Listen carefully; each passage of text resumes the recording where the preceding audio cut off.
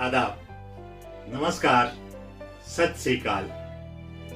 महापुरुषों की बात नजीर के साथ इस नए एपिसोड में आप सबका स्वागत है।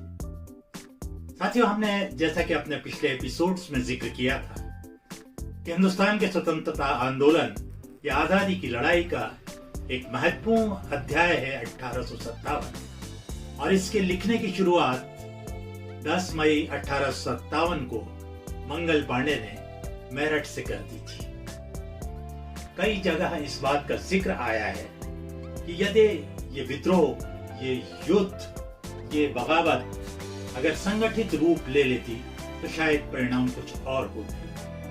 लेकिन मेरा मानना यह है कि शायद उस समय संचार माध्यमों की कमी रही होगी, इसलिए आपस में वो सामंजस्य नहीं हो सका जो होना चाहिए था, या जिसके परिणाम की हम आज के युग में उम्मीद करते हैं कि अगर सारा संगठित होता तो परिणाम दूसरे होते, चाहे जो भी हो। लेकिन इस समर में जिन योद्धाओं ने इस विद्रोह में शिरकत की, उनमें से किसी के भी योगदान को कमतर करके नहीं आंका जा सकता। सभी ने अपनी जिंदगी की परवाह किए बगैर देश की आजादी के लिए अंग्रेजों के खिलाफ अपनी सारी ताकत झोंक दी। हम अपने अगले एपिसोड्स में 1857 के और भी योद्धाओं का जिक्र करेंगे, लेकिन आज हम जिक्र करने जा रहे हैं वीर कुंवर सिंह का। कुंवर सिंह का जन्म 1777 ईस्वी में बिहार के भोजपुर जिले के जगदीशपुर गांव में हुआ था। उनके पिता का नाम था बाबू साहबजादा सिंह। कहा जाता है कि आप मालवा के महाराजा भोज के वंशजों में से एक थे। अंग्रेज, या यूं कहें कि ईस्ट इंडिया कंपनी की नीति थी कि भारतीय राजाओं, नवाबों, जमींदारों, उन सब की जमीन जायदाद को वो हड़प लें और इनमें से जो उनकी गुलामी स्वीकार कर लें, उनसे भारी लगान या टैक्स वसूल किया करते थे।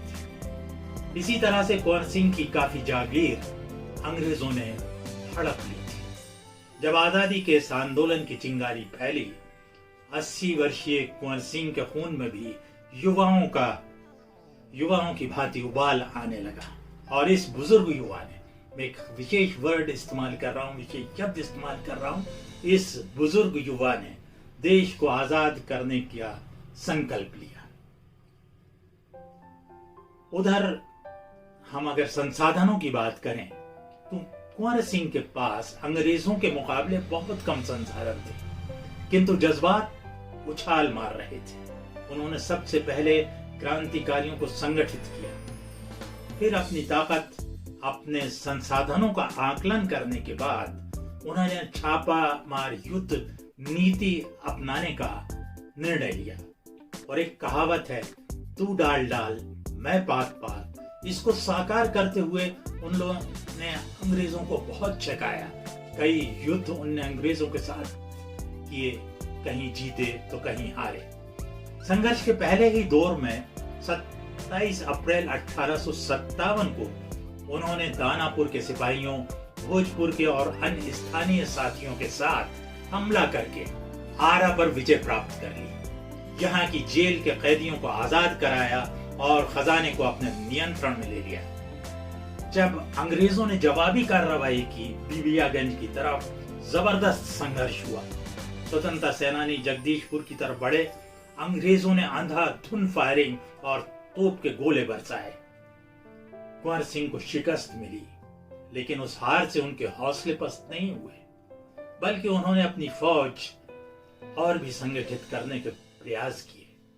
नाना साहब से मुलाकात के बाद उन्होंने बांदा से कालपी आने का निर्णय लिया, किंतु रास्ते में ही उन्हें सूचना मिली कि कालपी में तात्या टोपे और लक्ष्मीबाई को पराजय का सामना करना पड़ा है, तो वह वहीं से वापस लखनऊ के लिए कूच कर गए।